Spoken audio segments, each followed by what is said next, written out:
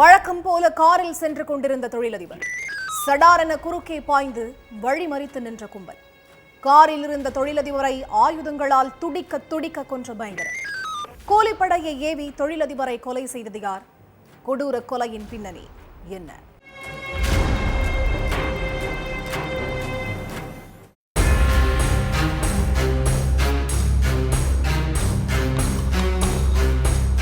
வழக்கம் போல காலையில காரை எடுத்து கிளம்பி போன கணவர் ராஜ்குமார் ரொம்ப நேரமா ஆளையே காணும்னு மனைவியும் வீட்டுல உள்ளவங்களும் தேடிக்கிட்டு இருந்திருக்காங்க. அந்த நேரம் பார்த்து காணாம போனவரோட மனைவி ஜோதி சர்மாவுக்கு போலீஸ் கிட்ட இருந்து ஒரு போன் வந்திருக்கு. உங்க வீட்டுக்காரரை யாரோ காருக்குள்ளேயே வச்சு கொண்டு போட்டுட்டாங்க, சீக்கிரமா வாங்கன்னு சொல்லி இருக்காங்க. எலக்ட்ரிக்கல் பொருட்கள் தொடர்பான பிசினஸ் பண்ணிக்கிட்டு இருந்த ராஜ்குமார் எப்போதும் போல காலையில கார்ல போனப்ப 4-5 பேர் சேர்ந்து அவர் பயங்கர ஆயுதங்களால தாக்கி கார்ல போட்டுட்டு தப்பிச்சு போயிருக்காங்க. அந்த கும்பல் கண்மூடித்தனமா தாக்குனதுல ராஜ்குமாரோட உடம்புல பல இடங்கள்ல ரத்த காயங்கள் இருந்திருக்கு. இந்த அளவுக்கு அவரை கொடூரமா கொன்னது யாருன்னு தீவிர விசாரணையில இறங்கினாங்க போலீஸ். ராஜ்குமாருக்கு யார் கூடெல்லாம் பகை இருக்குன்னு விசாரிச்ச போலீஸ் சம்பவம் நடந்த இடத்தை சுத்தி இருக்கிற சிசிடிவி கேமராவை அலசி ஆராய்ஞ்சாங்க. அதோட அடிப்படையில கூலிப்படையை சேர்ந்த 4 பேரை பிடிச்சு அவங்க பாணியில சிறப்பா கவனிச்சு விசாரிச்சிருக்காங்க. அப்பதான் கூலிப்படையை ஏவி விட்ட கருப்பு ஆட்டோட அடையாளம் போலீஸுக்கு தெரிஞ்சிருக்கு. உத்தரப்பிரதேச மாநிலம் அலிகார்ல உள்ள லோதாங்கிற பகுதியில ராஜ்குமாருக்கு சொந்தமா வீடு இருக்கு. இவரோட மேல் வீட்டுல பாபிகுமார் அப்படிங்கிறவரு 2 வருஷத்துக்கு மேல வாடகைக்கு குடியிருந்திருக்காரு.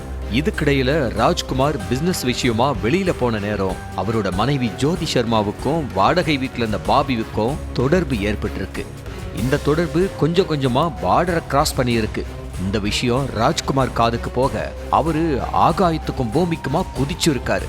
தனக்கு துரோகம் பண்ண மனைவிய ஒரு வழி பண்ணதோட வாடகைக்கு குடியிருக்க விட்டா என் குடியவே கெடுக்கிறியான்னு சொல்லி பாபிய வீட்டை விட்டு துரத்தி விட்டுருக்காரு. ராஜ்குமாரோட வீட்டில இருந்து போன பாபி அவரோட வாழ்க்கையிலிருந்து மொத்தமா போகவே இல்லை. வேற ஒரு வீட்டுக்கு குடி போன பிறகும் கூட ஜோதி சர்மா கூட பேசுறதையும் பழகுறதையும் பாபி நிறுத்தல.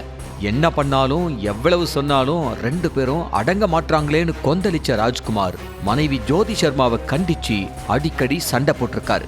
தனக்கு பாபி தான் முக்கியம்னு நினைச்ச ஜோதி பாபி கூட சேர்ந்து கணவன் ராஜ்குமாரோட கதையை முடிக்க பிளான் போட்டிருக்காங்க. ராஜ்குமாரை போட்டு தள்ளிட்டா பல லட்சம் கொடுக்கிறோம்னு கூலிப்படை கிட்ட டீல் பேசின ஜோதியும் பாபியும் அட்வான்ஸா 1.5 லட்சம் ரூபாயை கொடுத்திருக்காங்க. அதுக்கப்புறம் ராஜ்குமாரை தீவிரமா வாட்ச் பண்ண ஆரம்பிச்ச கூலிப்படை கும்பல் அவர் எப்போ எங்கெங்க போறாரு வராரு, யார் யாரெல்லாம் அவர் கூட இருப்பாங்க அப்படி இப்படின்னு ஃபுல் டீடைல்ஸையும் நுனி விரல்ல வச்சிருந்திருக்காங்க. வழக்கம் போல காலையில வெளியில கிளம்பி போற டைம் தான் அவரை போட்டு தள்ளுறதுக்கான சரியான டைம்னு முடிவு பண்ண கும்பல் அதே மாதிரி வீட்ல இருந்து காரை எடுத்துட்டு போயிட்டு இருந்த ராஜ்குமாரை சுத்தி வளைச்சு நின்னு இருக்கு அந்த கூலிப்படை கும்பல்.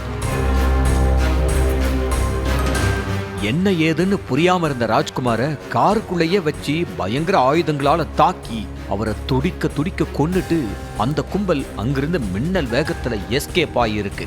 அது மட்டும் இல்லாம ஆண் நண்பன் பாபி கூட சேர்ந்து கணவனை கொலை செஞ்ச மனைவி ஜோதி அத ஆக்சிடென்ட் மாதிரி சித்தரிக்கப்பட்ட பிளானோ போலீஸ் விசாரணையில வெளிச்சத்துக்கு வந்து ஒட்டுமொத்த குடும்பத்தையும் ஷாக்காக வச்சிருக்கு.